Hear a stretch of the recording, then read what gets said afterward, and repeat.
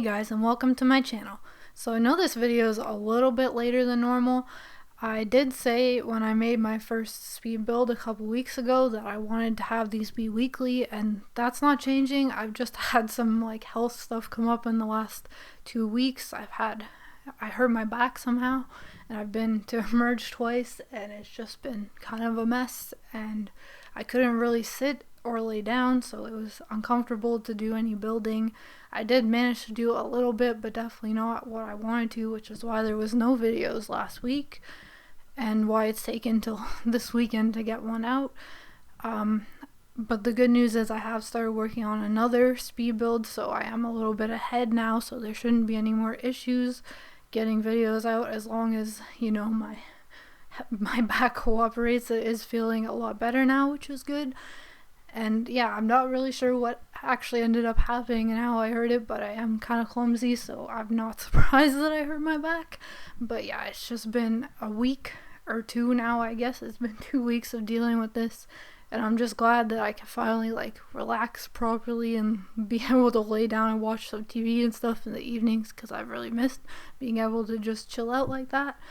So yeah, anyways, this build, we're doing a double A-frame kind of cabin. It's meant to be a vacation rental, so there's not a specific sim that lives here. I imagine some sims, it doesn't really work this way in the game, but I imagine some sims own this and maybe rent it out like an Airbnb or something, and I imagine that those sims are very proud of their house. So it is pretty decorated and cluttered like normal. I didn't really hold back on that just because it's not actually a house for a specific sim, just because that is kind of my style of building.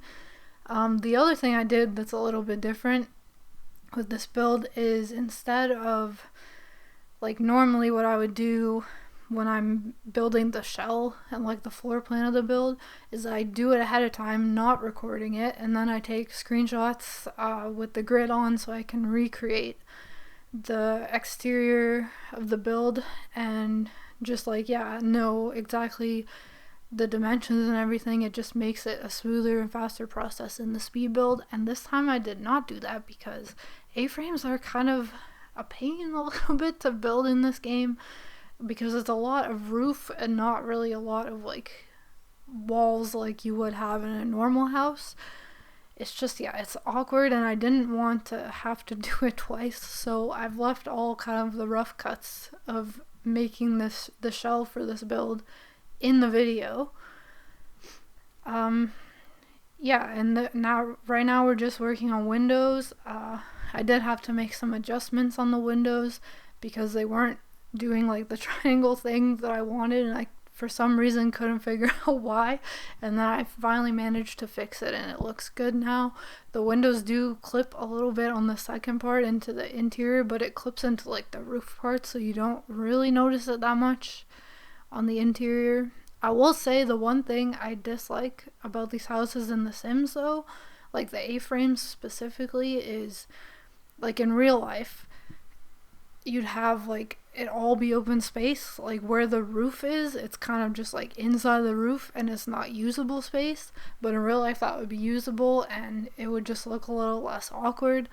I think I've tried to do that in the past, and it kind of makes it so that your sim can't actually navigate the space sometimes, so it's just not, I didn't do that for this specific build.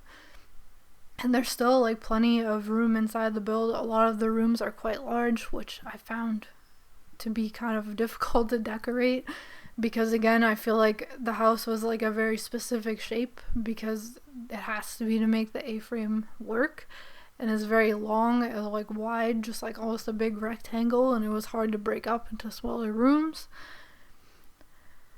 But yeah, now we're just kind of figuring out the color scheme for this build.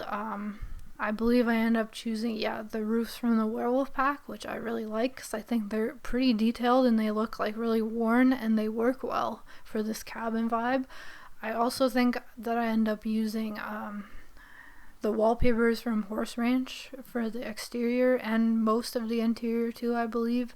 So yeah, it's very rustic, but it's also got modern touches, which I feel is something I do often, but I find it hard to build without having some modern touches in my builds. I don't know why that is. Maybe I need to like try and branch out a little bit in that aspect.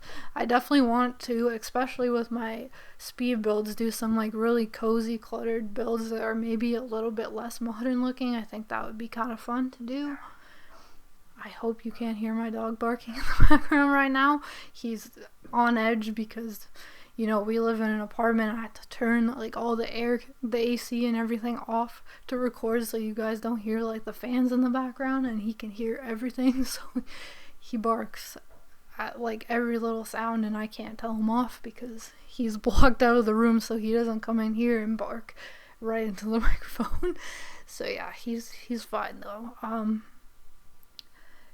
Yeah, so this build, I actually end up moving to a different lot because as you can see right now, we're very tight within like the space on this lot, which I don't think is always a bad thing, but I did get this idea kind of randomly in the middle of decorating this a little further when it came to landscaping. I was like, what am I gonna do with this like super small lot? I knew I wanted to put like a lot of pine trees and stuff around and make it like seem like it's in a forest, but obviously there's not a lot of space as things are right now, and we're building in Windenburg, I believe, and we end up keeping it in Windenburg. But yeah, I move it to a bigger lot, which I know is something I also said in a previous speed build that I wanted to try to avoid building on bigger lots and force myself to build on some like smaller ones, but for this build I feel like it just made sense. And don't worry guys, the next video is on a much smaller lot in Sulani actually, which I'm really excited about that build, and it's turning out really cute, and I'm really looking forward to you guys seeing it as well next week. Yeah, so what I basically ended up deciding was I wanted to use the terrain tools just to add a little bit of a dynamic to the outside of this build, because it does have a very big deck, and it just, I don't know, it looked kind of weird the way it was. So I think we might have changed lots now. I'm not sure. Oh yeah, we did, because there's a lot more space.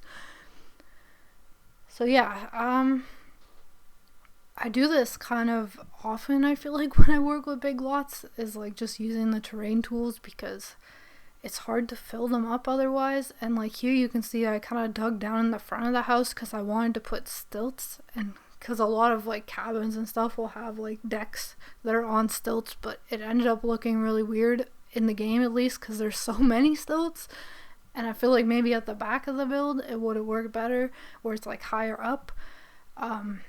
But yeah, it didn't work in the front, so I just decided to do like the staggered like level of terrain, which I often do that as well. It just kind of looks better, I think, and you can add just like a bunch of rocks to kind of cover up the weird terrain paint thing that happens when you raise it so high and you can't like paint over it. We did end up putting some stilts on the back deck just in the form of some pillars. And yeah, here I'm actually building like a little custom pergola, which I do that more than I feel like I use the actual pergolas in the game or the CC ones I have. I don't really know why that is. Maybe it's just because like it matches the wood tone a little bit better, or it's because you can kind of put it inside of the house a little bit like I did there without it actually like clipping weirdly. Oh, and the other thing about this build that I'm doing right now is I added this like creek river thing around it. Originally I was like I could do a lake. I feel like I've done that kind of recently, and yeah, I thought this was just a little bit of a different way of adding some water to this lot, again to take up space, because in my brain I was like I don't want to add a yard with like activities, especially because of the terrain tools. It's gonna make it hard to do that, so I wanted to find an easier way to fill up some space other than adding a bunch of trees and rocks to this lot, which I end up doing eventually. So yeah, I decided to do the creek. I think it makes, because this lot is very like meant to be more secluded, it kind of makes sense to have the creek there as well. Yeah, so now we're just picking out rocks. I believe I used a lot from cats and dogs, and I don't know where those other rocks were from that I put down before, but yeah, these are from cats and dogs. I use like this type of rock often when I'm working with terrain tools because it's just kind of a big rock and it fits like a curve, so it fits nicely to any like curved terrain you might have. And again, I just do this to cover up the weird terrain that happens that you can't paint over, and I use it to surround the water just to make it like almost look a little more like natural in a way, because I didn't want to add like a bunch of terrain paint and stuff on this lot. This just makes it easier. I didn't add any, you know how there's that like fishing item from, I believe, Cottage Living, where you can stock like water and then fish, because I don't even know that your Sims could reach it because of all these rocks. And because Sims don't actually live here, I just didn't really bother adding that item. So yeah, here I'm just adjusting the rocks, sizing them up, kind of using the tool mod to just drag them around so that they actually cover the terrain. And then yeah, after this we add a bunch more rocks, because at this point I was like, I might as well. There's a ton of rocks on this lot for the size of it. It looks a little bit silly at the moment without any other landscaping. It does come together in the end, I promise. But I do add a lot of other rocks. I'm not sure where these are from, or they get together maybe. I'm not sure. I'm trying to like look on my screen, but I don't know. If you wanted to know, it probably showed earlier in the video where I was like hovering over the rocks that I was using, so you can find them there. Right now I'm going through and just picking out some landscaping, because I'm very picky with my landscaping, and I'm trying to use some different pieces. So that's the other thing, is I commonly will use the same landscape pieces, and then the exteriors of my builds can look kind of samey, which isn't great. But today we're using a lot from the Werewolves pack. So that's a pack that I actually very recently bought. I'm not into the occult stuff in The Sims. I've never been that way. I've always been a family like player. That's kind of my style. Legacy challenges, just, you know, picking storylines for Sims and kind of living throughout their life and like their grandkids' lives, and like that's kind of my vibe in the game. I've never played with an occult sim ever, I don't think. In fact, not even in The Sims 3 or anything. So I never really intended when the Werewolves pack came out to ever buy it. I thought it looked really good. I remember watching like the live streams and stuff and being like, wow, they actually included a lot in this game pack compared to like some other game packs in terms of like just gameplay and stuff. I thought they did a good job of it, considering it got a lot of criticism before we actually kind of knew what was coming in the pack.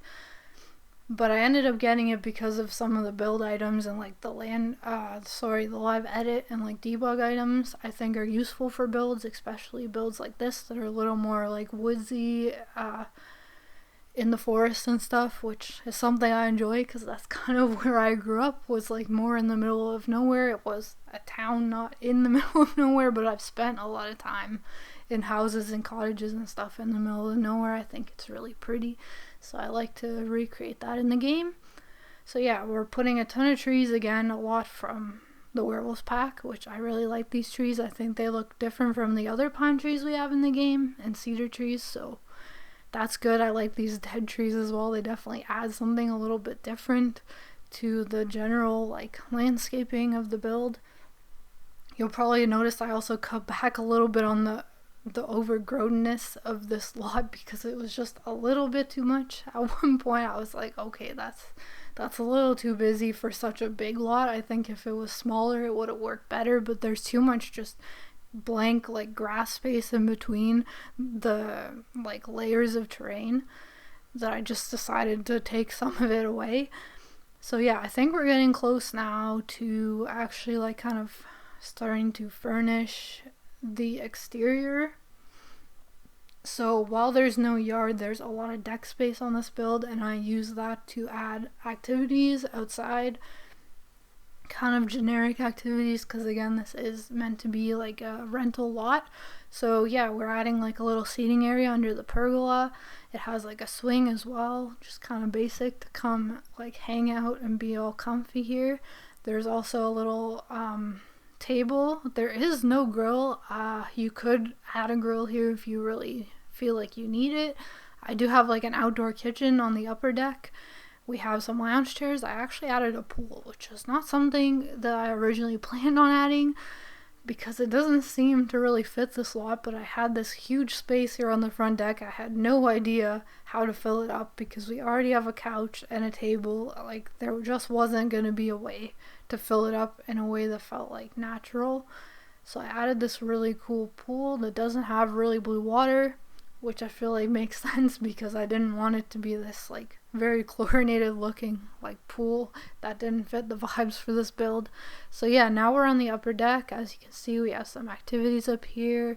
We have a fire pit, the outdoor kitchen, there's a bar cart as well, the telescope of course, and a chess table.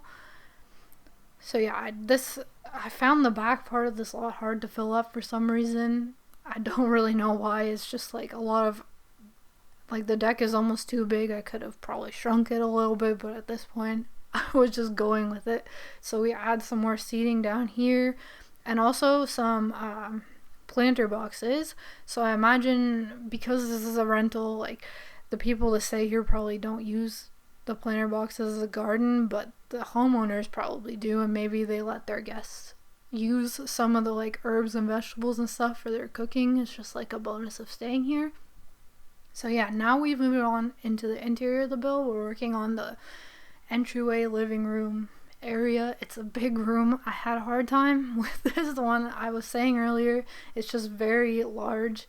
So yeah, I had a bit of a hard time filling this one up, and also, I don't know, just the one side of the room where I put a bunch of bookshelves was really difficult for me to figure out what I wanted to do there. I spent a long time on this room, probably the most time out of any of the ones in this build. I ended up doing like this custom closet mudroom kind of situation as well on this wall. I believe they're Hey Harry's brownstone like dividers, those like big, I'm using them almost as like a door. That's not actually a door, but here's where I put it. I used some pieces from Peacemaker's Matilda mudroom set, which I really like. I feel like I don't have anything really like that in terms of CC, so it's gonna be useful, I think, for builds. And I've also used this little shelf as kind of a shoe rack. I believe it's from Cluttercat. I just thought like the bottom especially kind of looked like it could be made to put your shoes there, so that's what I decided to do. And then I just, put some books and other clutter on here. Yeah, this room was just, I don't know, it was just like awkward. Like, if it were up to me, it would have been a couple smaller rooms probably, but just the shape of this house didn't really allow for that. And I believe the couch is from Hey Harry as well. I think it's her Spoon's couch. I could be wrong about that. It's going to be linked in the description below as always. But yeah, this part of the room really threw me off in terms of what to do. I had used, I believe, Alexander's Chateau bookshelf a couple times already. I didn't really want to do it again, but I did. So up here is a little secret room, kind of meant as a reading nook, I guess, since there's so many books in this room. You can't access it unless you have your cheats turned on and you teleport your sim up there. There is like a ladder leaning that I imagine like that's how they would get up there if it was real life. But yeah, otherwise you can't actually get up into this little loft unless, you turn your cheats on and you teleport your sim up there.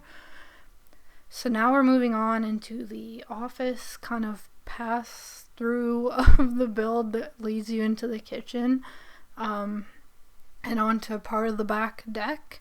So yeah, I imagine even though this is a rental where you probably bring your family or friends or whoever for a vacation, that some sims, because it's such a big house to rent out, they clearly probably have some money. Maybe they'll still be working on vacation a little bit. So I did put a desk with a computer on it. Again, we're using these bookshelves. I really love them. I don't know, they're gonna become a staple. I want like these bookshelves in real life, these wall-to-wall ones. I think they're so pretty.